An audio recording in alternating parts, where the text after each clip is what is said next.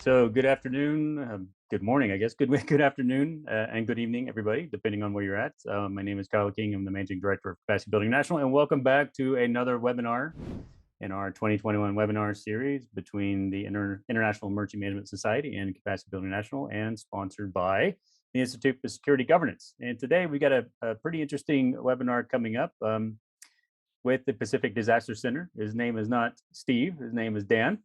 But we will certainly get a wonderful presentation, and we're certainly looking forward to it. Before we get started, though, of course, as always, there's a few administrative remarks that we will get through just to start out. So again, I'm Kyle, and joined here again, as always, by Harold, President of Teams.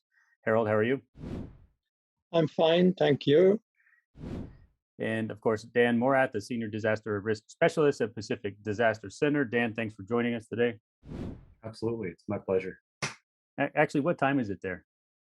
It's 11 a.m. here, Oh, East okay. Coast. I'm on the East Coast of the U.S. So. Oh, all right. Not too bad then. No.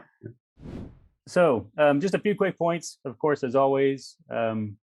So if you want to let us know in the chat where you're joining us from, that's good for us to know. And also the Q&A feature is there. So we'll be collecting the questions and actually using those to answer the questions at the end of the presentation from Dan today. And it's great if you use that Q&A feature because it allows us to run a report for later on. So any questions that we do not get to or I'm not able to answer during the webinar itself, then we'll put those into our LinkedIn event group later on. So far, this is the 15th to 25 events for this year, 1,198 attendees in 66 nations so far. So it's growing quite considerably, and we very much appreciate your support and participation. And that LinkedIn group that I was talking about, this was just one of the ways that we could actually be able to sort of share information, but not have it to bother you so much with emails and things like that. So if you want to join the LinkedIn group, there's about 310 different emergency managers from around the world in there now, or in similar fields. And it's really great to have that group to post information, post the slides, post the recordings, and things like that. So go ahead and join that event, and go ahead and follow CBI Teams and ISG on social media as well, just to stay ahead of what's going on, and as well as Pacific Disaster Center. While you're there, you might as well follow them as well and stay involved with what they're doing and follow them as well.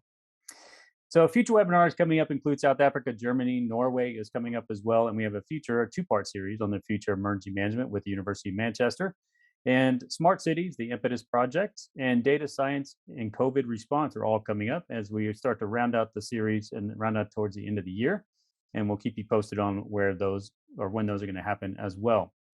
And just a quick note on professional development opportunities that are coming up. And so, of course, as you know, with Teams, we've mentioned it before, if you've been here with us in the past, and the Teams international certifications of the TQC and TQAC are available for you. And that TQC certification and TQAC, those are specifically for, the TQC is for a certification for individual emergency managers with a nationally recognized professional certification, or other individuals with documented competence and experience, practical or academic, in international emergency and disaster management, whereas the TQAC is for individuals with proper education in emergency management, but who are lacking the practical experience. And so some of the objectives of these two qualifications and certifications is to certify the knowledge and competencies about international standards, requirements, and best practices necessary to create an international common understanding. And so that's what's a little bit different. It's really about the international aspects among those working in emergency and disaster management internationally. So take a look at the TQC and TQAC and go over to the Teams website. You'll find more information there in the future about in the future when you want to apply for these certifications.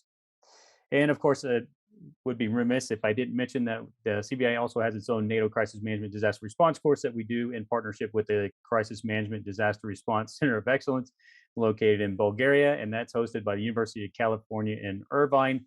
That starts on September 20th. So enrollment is now open. That's a two-part series and a 12-week course that's all administered 100% online. And you get 2 certificates when you complete that course. One is of course, from UCI, University of California, for professional development, and the other is from NATO itself. So take a look at that as well. The link is down below. Now, I'll just pause here really quick, and Harold, I'll hand it over to you for any of your opening remarks. Yeah, thank you, Kyle, and welcome everybody, wherever you are. And I just sent out a reminder of this meeting today, and there I also added a link to my annual report for Teams. So you find that on the message I sent you today. And because of July is often a vacation time in Europe. So we have prolonged the deadline for submitting an abstract for Team's annual conference this year. And this is for the peer review papers, which is now prolonged to 30th of August. So you can still submit, or you can also submit a practical paper, but the deadline there is actually September. But don't wait to do it. We'd like you to join us then in December with presentations. And Dan, it's good to listen to you today. So thank you. All right, thanks, Harold. And so now we'll just turn it over to you, Dan. And yeah, looking forward to your presentation. Great, thanks. Let me just share my screen here. So thanks very much. I apologize that it says Steve Recca under my name. I was a last-minute swap for Steve. He's a great colleague. I'm going to do my best to be his stand-in, but it's an absolute pleasure to speak to each of you this morning, this afternoon, this evening, depending on where you are in the world, about the Pacific Disaster Center. And I'd just like to give an overview on our mission, our goals, and how we reach those goals. So let me jump right into the presentation here. So first question is, who are we? Well, the Pacific Disaster Center is an applied research organization that's managed by the University of Hawaii, and our headquarters is located in Maui, Hawaii. But even though that P in PDC stands for Pacific, don't let that fool you. We have a global mission. We have over 65 partner countries. We have over 200 partner engagements around the globe. We're managing and monitoring and responding to thousands of disasters everywhere across the globe. And we have 6 global locations. Actually, I think that's 7 now, so we have to update our slide to be able to provide support and for response and preparedness throughout the entire globe. So our mission is to build resilience by enabling effective, evidence-based decision-making across all phases of emergency management to support disaster risk reduction, preparedness, disaster response, really all phases of disaster management. So at a glance, it's important to know who's using our systems. We're working hand in hand with partners literally across the globe, and in this particular picture, that is our director, Mr. Ray Shirkodai, and Adelina Kamal from the AHA Center. So we have a close connection to ASEAN and to the AHA Center, the ASEAN Center for Humanitarian Assistance, and global and regional organizations, so that we can support specific needs across the globe. So who is using our system? Really, it again spans the globe. So starting with the US, we have our DisasterAWARE system, and our data and our science and information is being incorporated into decision-making within the DoD, within the Pentagon, within the combatant commands, within the White House, DHS and FEMA, at the State Department, Veterans Affairs, state EOCs, and then internationally, we probably need to update our nations that are using our systems and our data and information. It's probably becoming too long of a list for a single slide, but we work with international organizations, including the UN, ASEAN, SEDIMA, Preparedness. So these are the regional disaster management organizations for ASEAN, for the Caribbean, and for Central America. We're working with the American Red Cross and the World Food Program, Salvation Army, and again, more to list. But again, this is a global mission, and I always like to make this point because it's often the assumption that because we're called Pacific Disaster Center that we focus primarily on the Pacific. That's where we're located, our headquarters, but we're really working globally. This map kind of supports our global mission statement and gives you an idea of the places that we've worked around the world.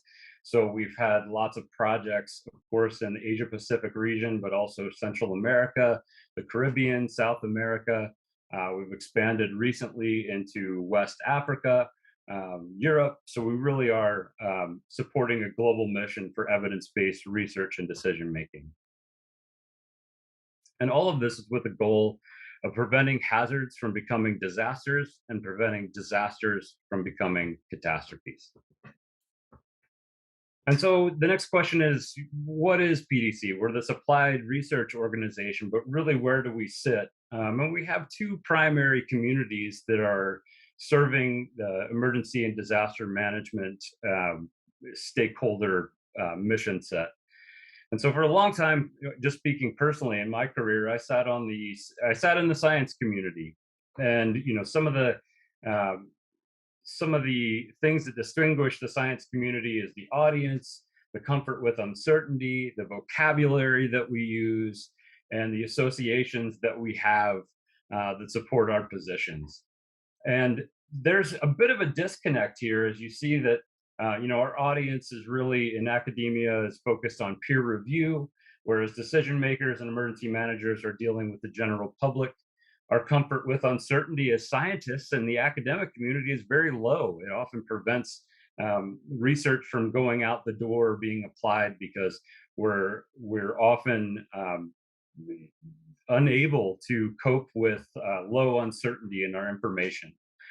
Decision makers, on the other hand, if you have no information, you have some information, or if you have all the information in the world, decision makers still and emergency managers still need to make the decision. So they're acknowledging that the comfort with uncertainty is high, the decision-making process is reflexive. When it comes to vocabulary, we're talking very scientific, technical information on the science community and more simple, actionable information.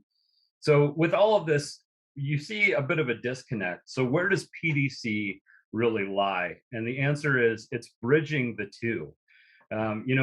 As a scientist working in the field for about the last 10 years before I started to work with PDC, I found that I was writing papers and I was submitting articles and trying to apply science to real world problems, but that's kind of where it ended. I would publish the paper and that was it. So at PDC, we're taking that cutting edge science and information and translating that into actionable decision support. And so how do we do that? Our approach to informed decision-making is pretty simple. So it starts with providing pertinent, up-to-date information that's grounded in science. And we make it widely accessible through innovative and interactive technologies so that we can promote the exchange of information through comprehensive support services for disaster planning and risk reduction, through stakeholder engagement and collaboration. And so this integrated approach starts with advances in observational and collection systems. So we know that there are a number of different ways that we can observe and monitor hazard and disaster activity. And those, of course, change from high resolution satellite imagery, radar information. There's a few examples here. There, tsunami buoys. We're taking all this monitoring information, and that's kind of how we're starting.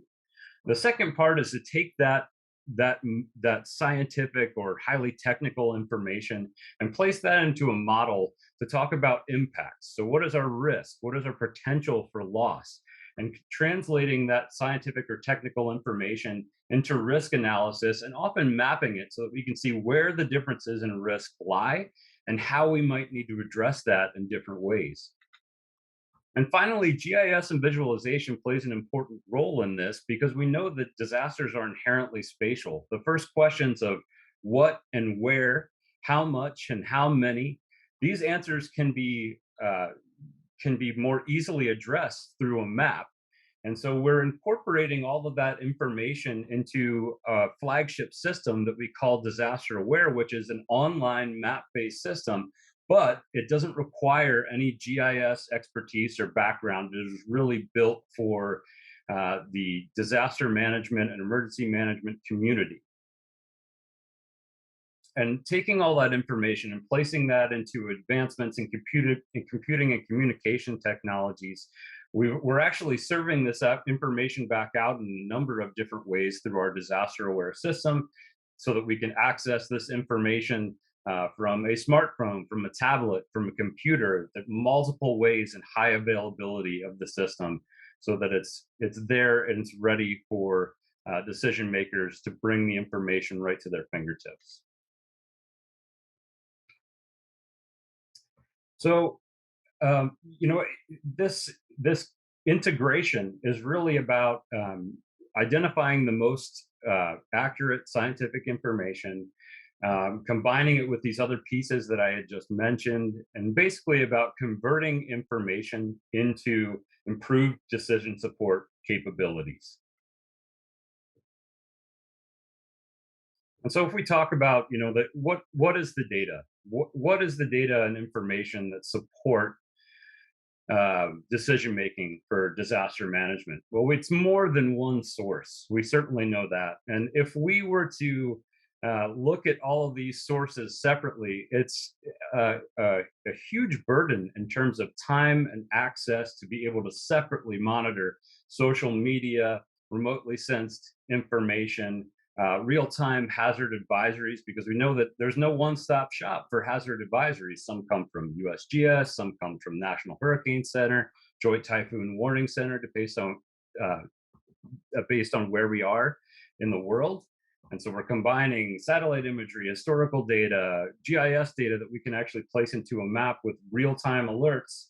And the point of all of this is we needed a way to combine all this information kind of in that one-stop shop into a system that we call PDC's DisasterAWARE, which functions for data integration, visualization, and information mashups, so that we have all of the access to all the data and information that basically serves the decision-making community.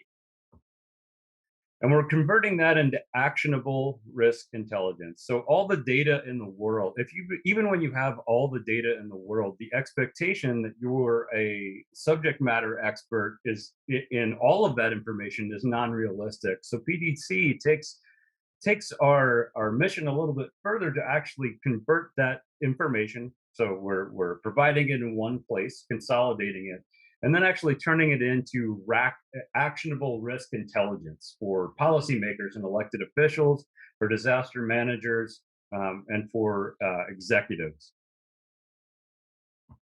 And here's an example of some of the gaps and challenges when we talk about real-time hazard information. And for example, we have this hurricane advisory shown here. This is not very fun to read. It's hard to digest. There's information that's kind of scattered about. Not all of it is actionable, and there's a lack of situational awareness, and dissemination is limited, right? We actually have to go out and gather this information. We might get some automation in terms of emails or how we receive it, but getting this all into one spot is a major hurdle to provide adequate insight. Here's another example of an earthquake advisory where we're just looking at dates and latitudes and longitudes and depths. But again, it's not really telling us, another example with a tsunami advisory, it's not really telling us what the action should be. And the effort required to decipher this and turn that into actionable information is often not something that people on the ground have time to do. So that's a service that PDC is trying to, has tried to and has successfully incorporated into DisasterAWARE so that risks can be understood. Because when information isn't understood, as shown by this complicated sign, it's not particularly useful.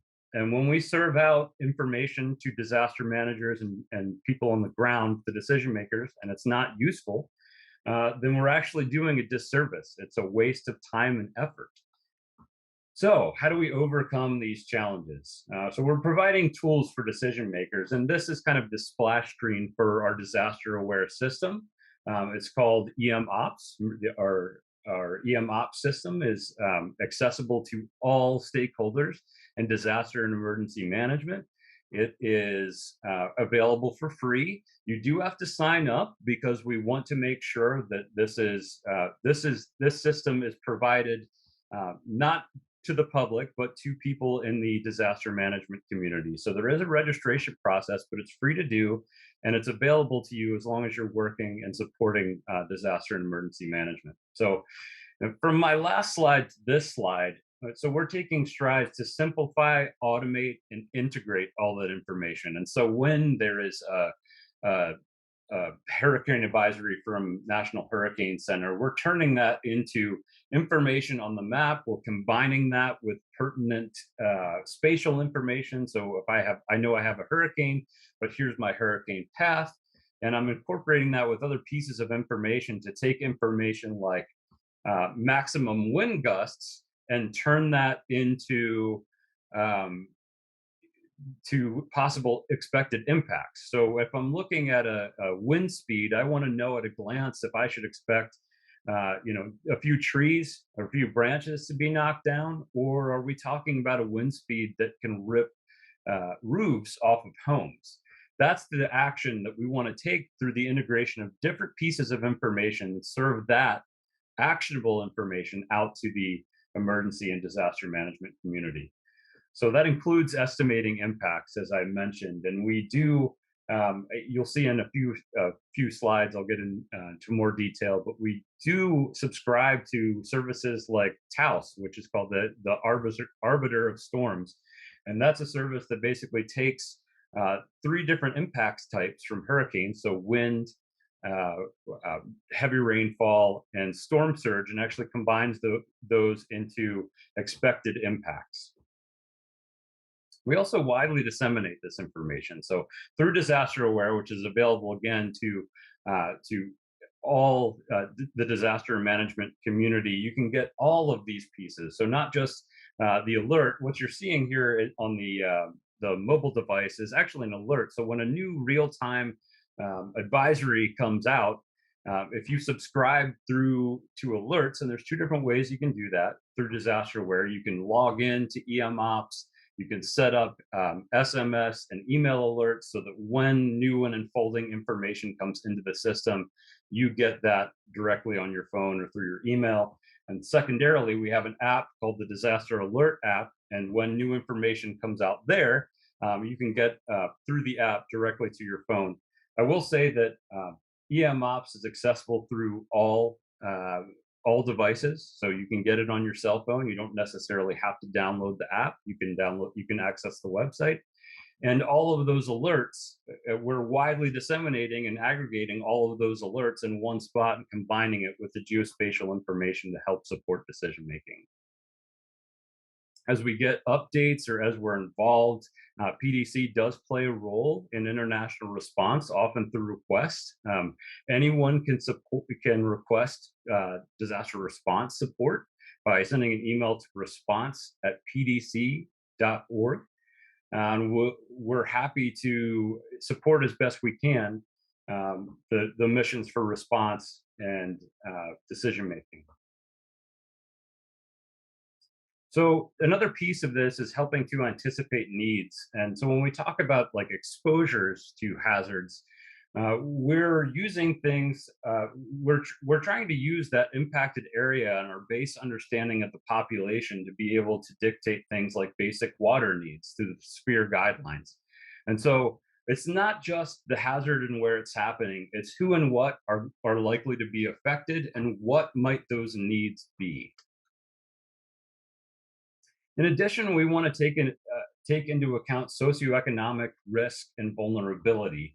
And so this is an example of our subnational risk and vulnerability program. Actually, it also includes disaster management capabilities program called the National Disaster Preparedness Baseline Assessment. I have a few slides on that forthcoming here.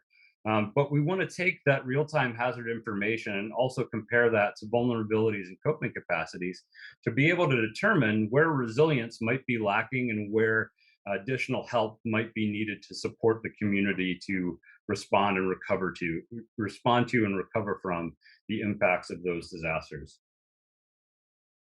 We also want to translate scientific data into actionable information. And so if we can bring in tropical cyclone tracks and have readily available in our system the evacuation zones, it's one less step that emergency managers have to take to be able to translate science and information into action. In addition to just serving this information out into a system, PDC is not a passive operation. We have an active global mission that includes providing capacity building opportunities for practitioners around the world. So we support workshops and engagements all over the world for disaster risk reduction and resilience building, help to identify how we can take data and information and turn that into evidence-based decision-making for the emergency management community. We conduct training, we conduct exercises. We actually have dedicated staff to supporting global exercises. And in so doing, it also allows us to leverage DisasterAWARE, and it helps with the education of data and systems that are freely available to emergency managers around the world. So it's not something that we conduct from behind. PDC's mission and operations are not something that are conducted from behind a computer. We are getting out in the community. We do travel around the globe to provide these capacity building opportunities for practitioners around the globe. So I talked a little bit about DisasterAWARE, which again is our flagship online map-based service. And I just want to talk briefly about some of the key features of DisasterAWARE. So first and foremost, we have real-time hazard information and historical hazard information. So we're able to look back at past events and past flood inundations, let's say, so that we can leverage that past information to be able to anticipate impacts of forthcoming storms or hazards. That includes integrated modeling. So I mentioned the Taos model, the arbiter of storms. I mentioned there are other models that we leverage, for example, Pacific Northwest National Labs and anticipating flood impacts. And so it's not a single data source, it's an aggregation and integration of multiple modeling capabilities and putting that information into one space so that it can be accessed. We have spatial maps and notifications. So if you wanted to set up alerts, you get your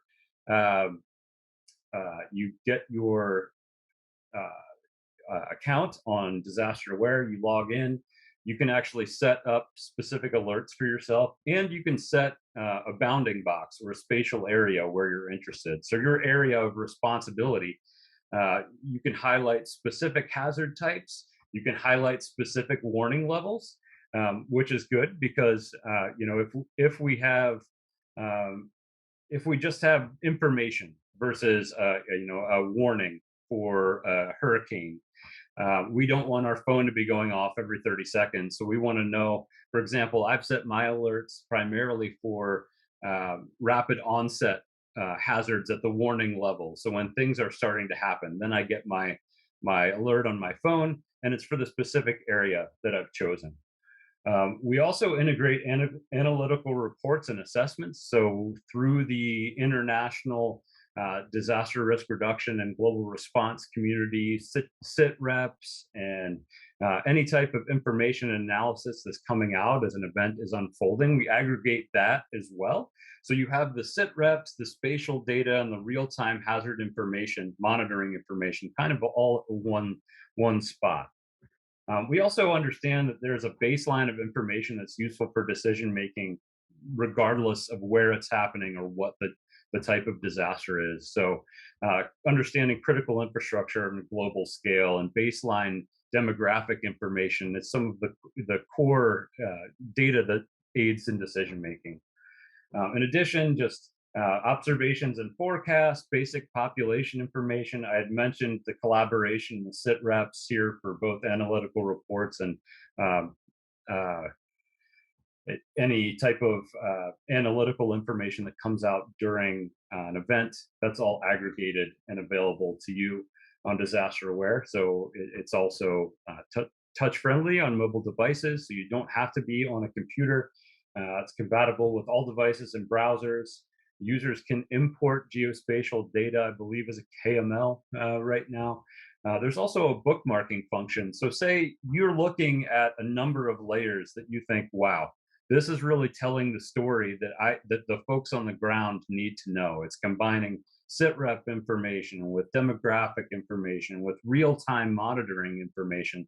You can actually create a map, turn on the layers that you'd like, zoom into the area of pertinence, and save that as a bookmark and send it out to the other stakeholders who might be working in the field or another EOC or another location, so that they're looking at the same data and information that you're looking at.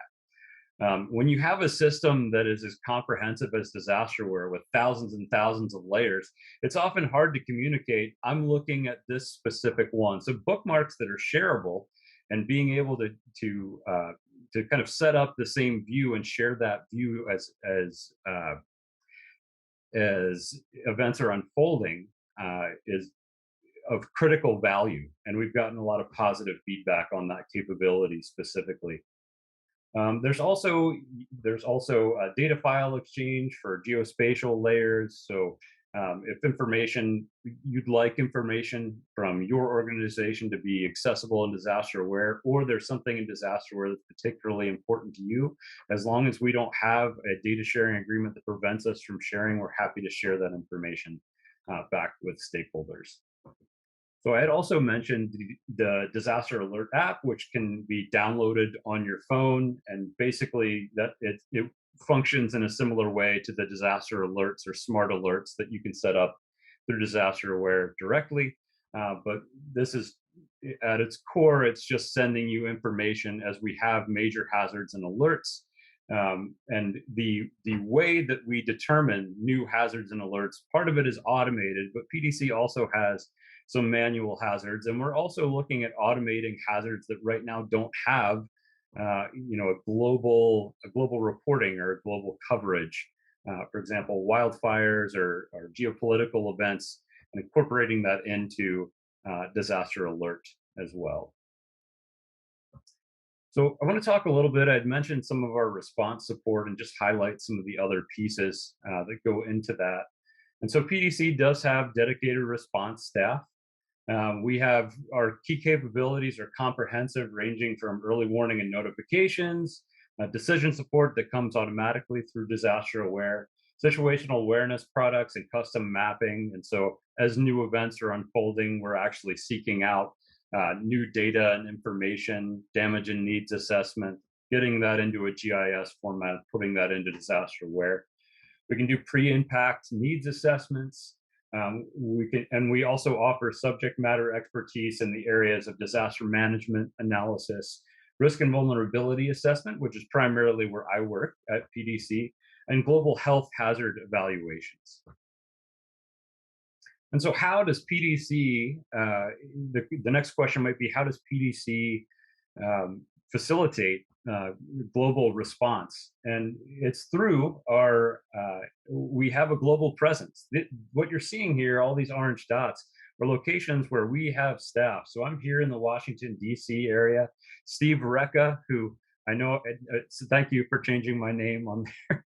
Steve Recca, who was originally lined up to give the talk today, is here in Colorado Springs. We have folks in Brazil. We have folks in Bangkok, in Jakarta. We have folks, obviously, in Maui, where our headquarters is, but also Oahu. So what this does, by having a geographically dispersed team, it allows us, in cases of extreme emergency, to provide round-the-clock support for any stakeholder in disaster management and for users of the system. And so you heard me talk about this TAOS model, which is really a pre-impact modeling capability that combines pre-impact modeling for 3 different types of hazards that all come out of really hurricanes. So potential wind impacts, rainfall, and stillwater storm surge, which updates automatically with each new advisory. And with each advisory, you get the geographic data in the system, but there's also soft copy product where we combine these maps and information. Here are some examples of what those soft copy products are. These are posted to the system as well. They can be downloaded and included in other briefings. But at a glance, you see here from Hurricane Irma, we have estimated wind impacts in a very easy to consume and understand way. So ranging from our dark green, where we're going to have some small trees swaying, up to our purple, where we expect catastrophic damage in the areas that are exposed to the storm there. And we're combining that with estimated storm surge and rainfall, so that we're getting a comprehensive view of the impacts from a hurricane event, and not just focusing on, just storm surge flooding or just wind impacts. We also have another product called the All Hazard Impact Model, and this provides scientifically reliable information about built environment in terms of the replacement value of capital stock and population exposures, including vulnerable populations. So this helps guide preparedness actions. And as we have new hazard zones coming in, as we start to understand, for example, these Taos models, as we're able to bring those in, we can quickly translate the hazard zone into exposures. And now we're talking about, how many people, how many households are exposed, and what is the age breakdown there? So do we have vulnerable populations in terms of the elderly or children? And what does that look like? So again, just a translation from hazard to exposure gets us closer to actionable information for the disaster management community. Here's another example where we're taking observed flood inundation, and we're converting that into capital exposure. So what should we expect in terms of replacement costs if everywhere that's exposed to this hazard is completely destroyed? What's our capital stock exposure? And again, just another example from Taos.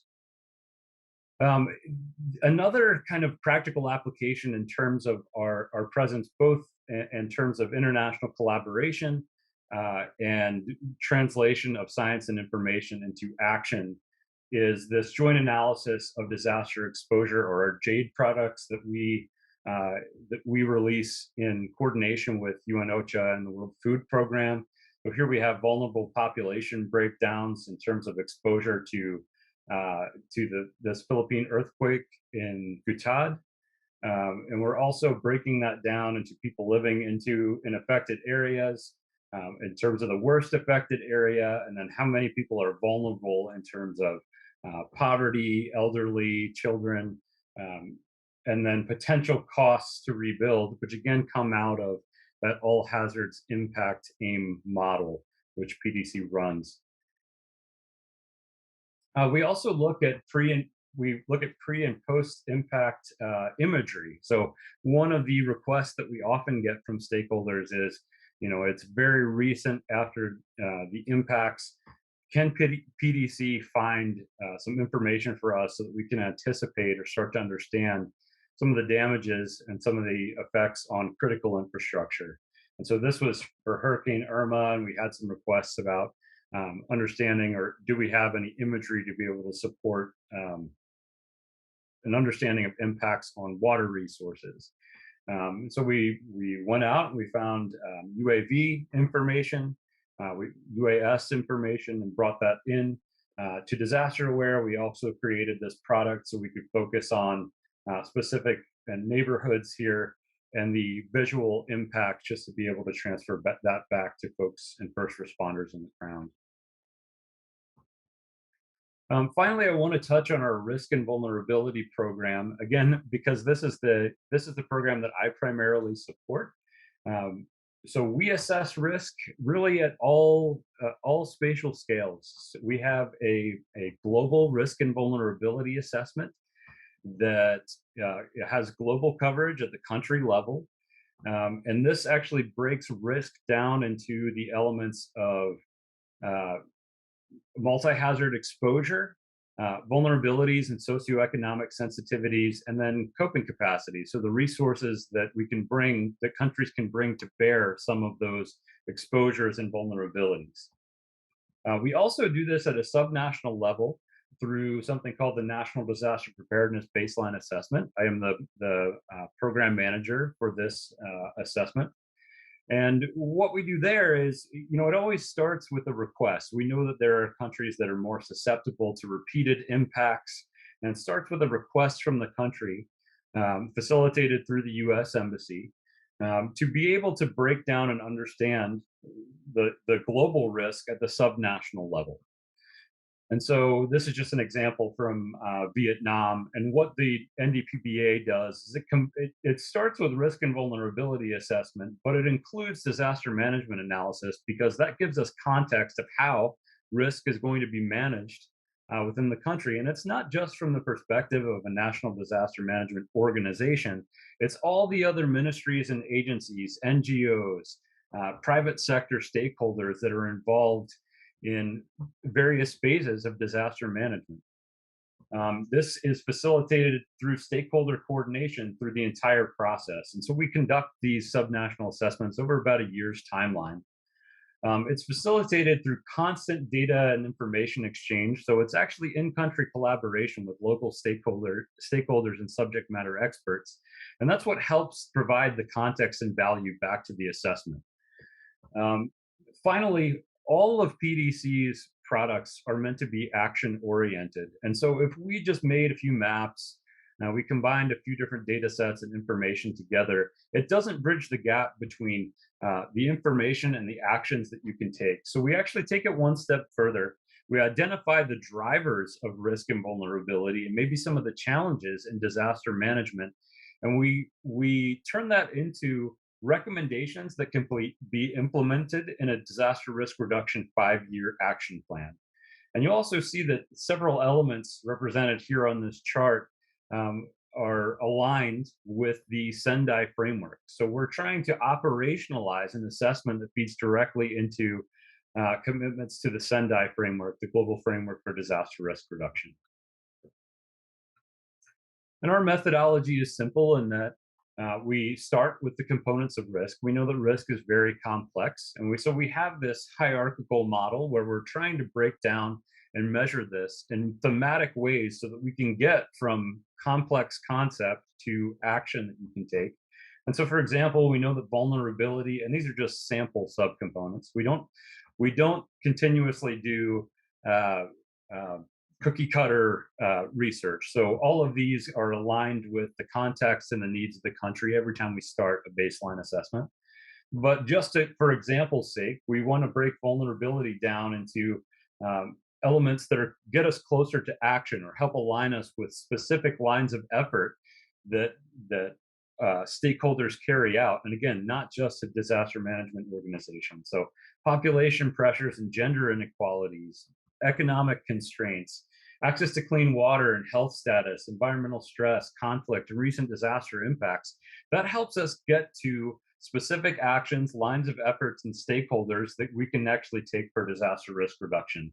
And so once we've done our thematic assessment, we actually start to gather the data then. And so you can see kind of this hierarchy from concept to individual data set that we might measure. So we know that infant mortality is an element of maternal and child health, which is an element of health status, which is an element of vulnerability.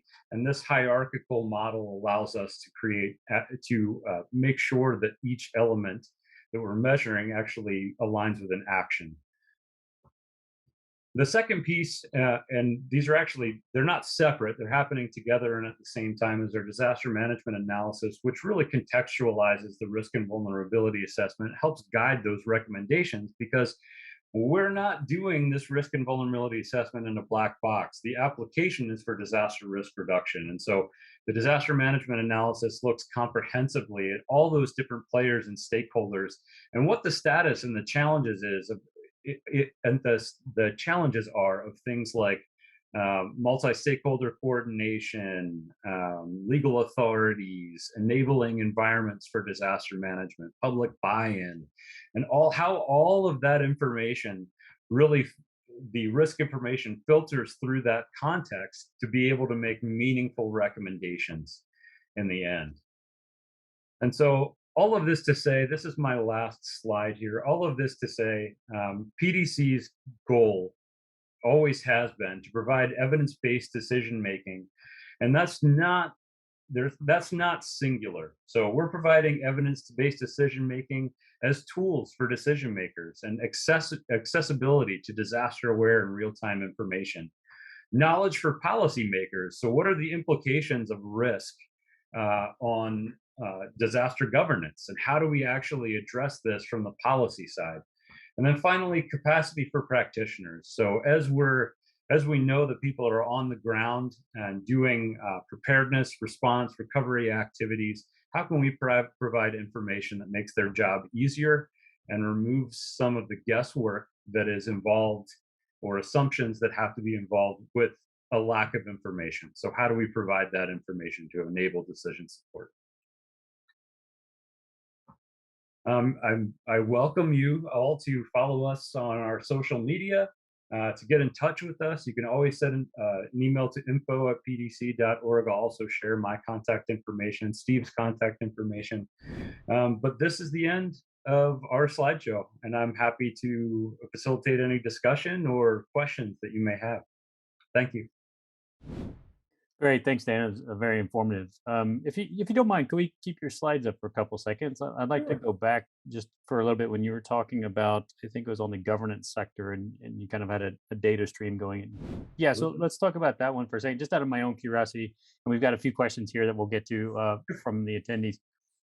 You had mentioned that it's and from what I understood, you can clarify if I'm wrong, but it's quite difficult to quantify these things, right? Institutional arrangements, enabling environment, governance, and these kind of, as you said, multi-stakeholder arrangements. How are you able to quantify those things? That seems quite difficult. That's a great question, and I didn't clarify enough. So our disaster management analysis, the reason we implemented it is because of that exact reason. A lot of these pieces, with the exceptions of like emergency management capabilities in terms of firefighters, shelters capacities, there are elements of that we include in the RVA, but much of these arrangements really come through a comprehensive document research and understanding of the status of plans. So the DMA is really, for the most part, kind of the qualitative complement to the risk and vulnerability assessment. We've got all these maps and numbers, but the how and the challenges and roadblocks that we might have to implementation to address those numbers really comes through to the disaster management analysis. So you're right, Kyle, it's mostly quantitative, and thanks for that question.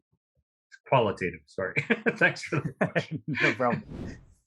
So that's really interesting. So you gather your data, and then you have to do this analysis and try and overlay sort of the intangible aspects of it, I suppose. Yep, and that's what gets us really to the action. That's what gets us there, the extra mile. Okay, very interesting. Thanks. So let's go to some questions from the audience really quick. So, to obtain relevant information from interagency departments to be included in the DisasterAWARE program within a country will require extensive amount of work and input.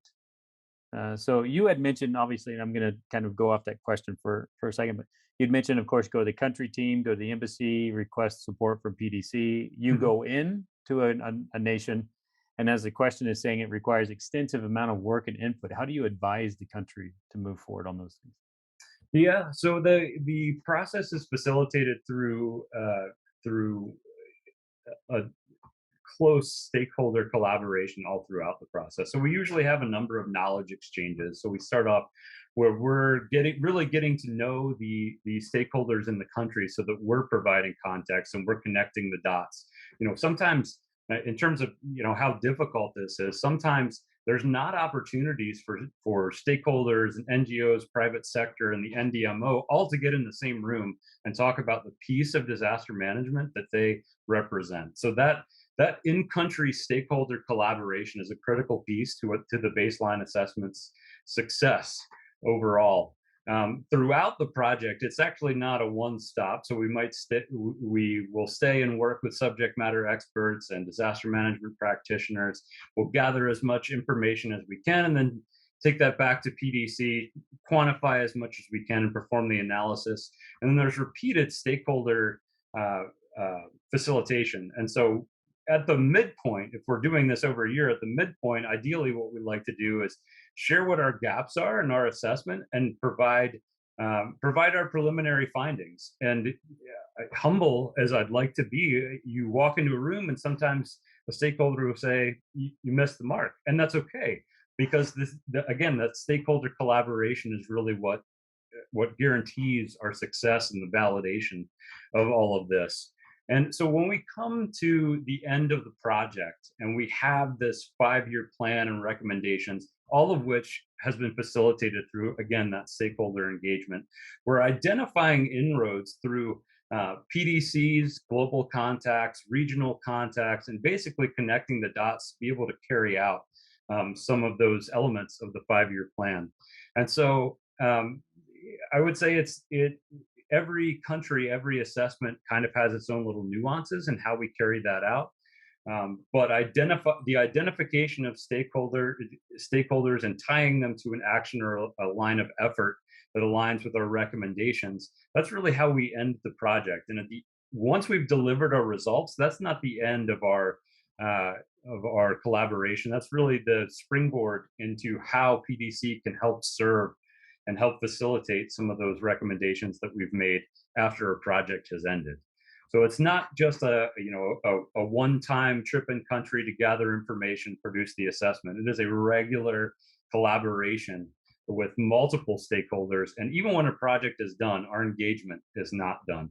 And I would say there's no one size fits all, but it's through the identification, again, of lines of effort and of specific sectors or elements of disaster risk reduction, how we align those two. Okay, good, thanks. So next question is, early warning systems on climate change and extreme weather events are rarely integrated with risk assessment and impact assessment on agricultural related activities. This will be useful for decision makers and managers on preparedness and response. What do you think about possible systems for these kinds of early warning systems? Yeah. So when we talk about climate change, the one issue that we've had, going back to a much earlier slide, is really about uncertainty. But the fact of the matter is, if we can incorporate, and we're working towards this as the Pacific Disaster Center, into identifying sources of information to look at these things more long term, and how we serve that goal of getting from monitoring to action. We are collaborating as PDC with UN Inform, which has a number of products where they're looking at estimating or anticipating long-term impacts of climate change and getting the word out early. So we're collaborating with a number of different organizations to bring that climate change information together. That's one of our goals, where we're building that capacity and capability out and putting that information in DisasterAWARE so that seasonal or long-term climate change impacts are available, and for multiple sectors, as you mentioned, agriculture, but multi-sectoral in terms of health, agricultural impacts, industry, and the cascading impacts of things like water stress that might have further reaching implications for development, industrial expansion. These are priorities for us in being able to address the concern of climate change, and that is one of our annual priorities, is building out the capacities for us to be able to do that modeling and include that information in DisasterAWARE for those stakeholders that need that information. Okay, interesting. So let's stay on that topic really quick, about as far as the information and DisasterAWARE and others. So what about PDC and its relationship with GDACs and other sort of organizations? So what is sort of the information exchange that you have with the United Nations or European Union or anywhere else in terms of that broad sort of partnership? Yes. So GDACs and DisasterAWARE talk to each other. Okay, great. So we are closely related and closely integrated with the UN. We talked about UN OCHA and how some of the information through our combined products and JADE, that joint disaster exposure product, WFP. So there is a bidirectional flow of information to UN and through GDACs of information that PDC is able to consume, and the value add products that we create, and the information that's coming out of GDACs as well. So bidirectional integration of information and close partnership with the organizations that manage GDACs, absolutely. Okay, and so there's another question that's sort of very similarly related to that. So I'll just go ahead and get to that question here. But can you elaborate more on the collaboration with the UN?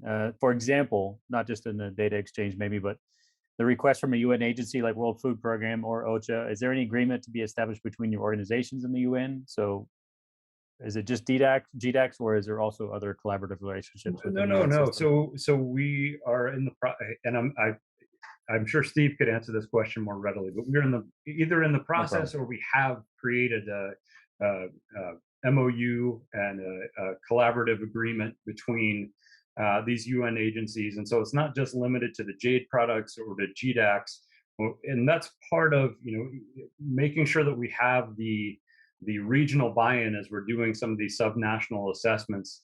We're actually, again, signing those MOUs and agreements for bidirectional flow of information, and then also creating priority partnerships for those organizations that are involved in disaster management from the UN side. The specifics of which Steve would be able to answer. I'm sorry about that. No problem. We can send him the question as well, and he can elaborate. We'll post it in the LinkedIn group. Okay. Let's see. But no, that's a good answer. Thank you.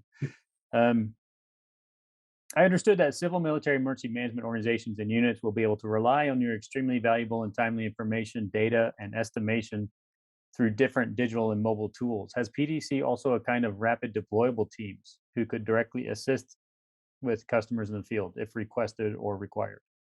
We have done that. So, for example, during Hurricane Dorian in the Bahamas, we did have a regular team that was basically serving the purposes of emergency support functions of data and information and mapping. So we actually do go into the field. We do train people on DisasterAWARE as events are unfolding. I think we could facilitate a request as it comes in. It is something that we have done.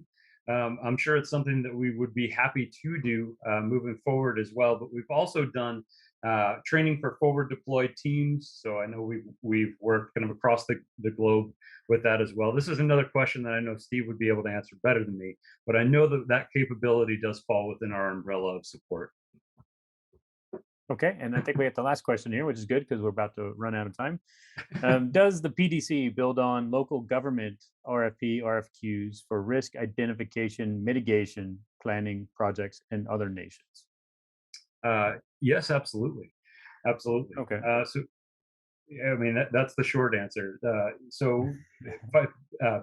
Particularly through the National Disaster Preparedness Baseline Assessment Program, that's really where we enter. Our universe is really the country, and the stakeholders range from the national level to, say a provincial level, the whole way down to the local level, and incorporating indigenous information into risk understanding and risk reduction is a priority for PDC.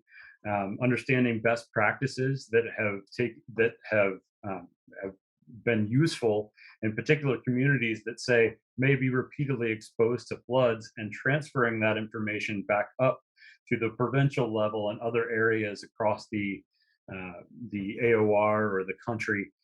That is an element of what we're trying to accomplish with the baseline assessment, and we've had some success with it as well.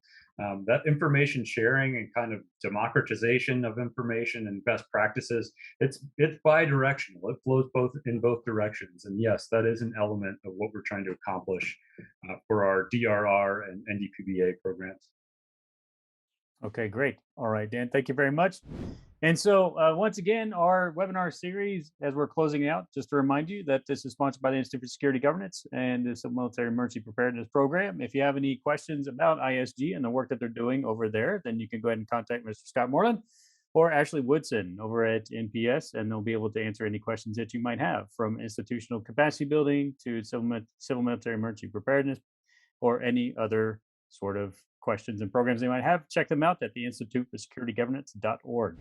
And right now, I'll just say thanks a lot. Thanks, Dan and PDC, very much. And Harold, do you have any final comments? Yeah, this was very interesting. Actually, I met one of your representatives out, I think it was in either Korea or Thailand, just after 2000, and I haven't been in contact since then. But I think I would like to follow up because we have many contacts around the world which might be very interested in your services and how can we spread this information, how can we set you up with them. I like to come back on that. Thank you very much. Thank you. That sounds wonderful. We'd love to be in contact. Yep. Thank you. And thank you all. Yep. Thanks, everybody. And Dan, yeah, definitely something to follow up on. And then hopefully we'll see you in the future. Maybe Steve will be back by then, right? Maybe. All right. Thanks a lot. Thanks, everybody. Have a great day. Thank you. Bye. Bye-bye. Bye.